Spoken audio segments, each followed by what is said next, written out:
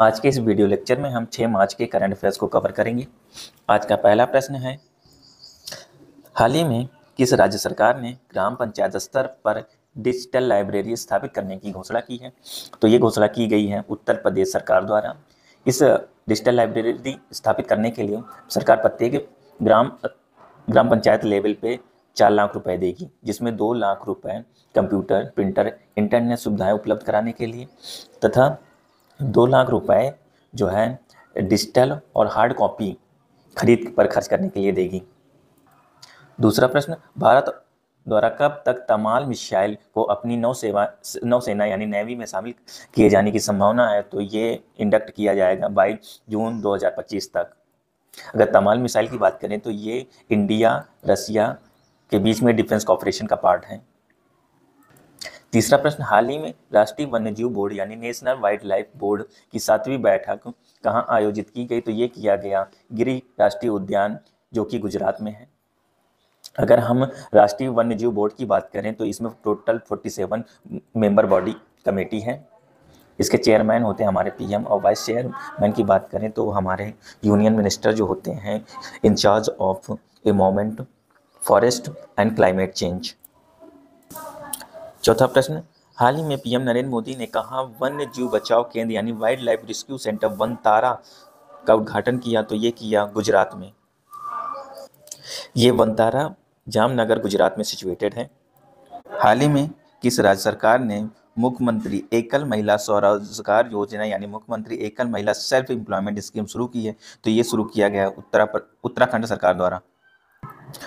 पांचवें प्रश्न की बात करें, हाल ही में किस राज्य सरकार ने मुख्यमंत्री एकल महिला स्वरोजगार योजना शुरू की है? तो ये शुरू किया गया है उत्तराखंड सरकार द्वारा।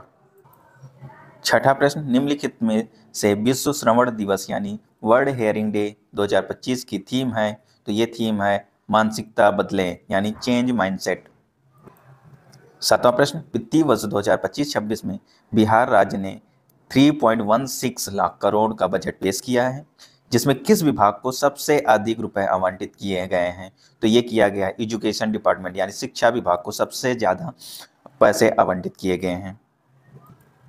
आठवां प्रश्न की बात करें तो भारत में महिला उद्यमियों को सशक्त बनाने के लिए कहां पर महिला उद्यमिता कार्यक्रम स्वावलंबनी शुरू किया गया है? तो ये शुरू किया गया है उत्तर प्रदेश के मेरठ शहर में।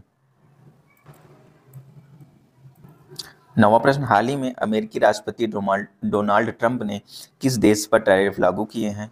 मैक्सिको, कनाडा, चाइना, यानी तीनों जगह टैरिफ लागू करने के लिए निर्णय लिया गया है। ये लागू होगा 2 अप्रैल से। इन्होंने कहा कि 2 अप्रैल से ये इम्प्लीमेंट हो जाएगा।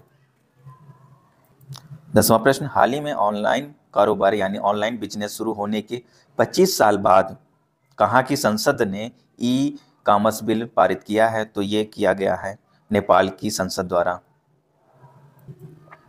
11वां प्रश्न, प्रतिवर्ष किस तारीख को अंतर्राष्ट्रीय निरस्त्रीकरण और अप्रसार जागरूकता दिवस यानी international डिसआर्मामेंट and non proliferation awareness day मनाया जाता है? तो ये मनाया जाता है प्रत्येक 5 मार्च को।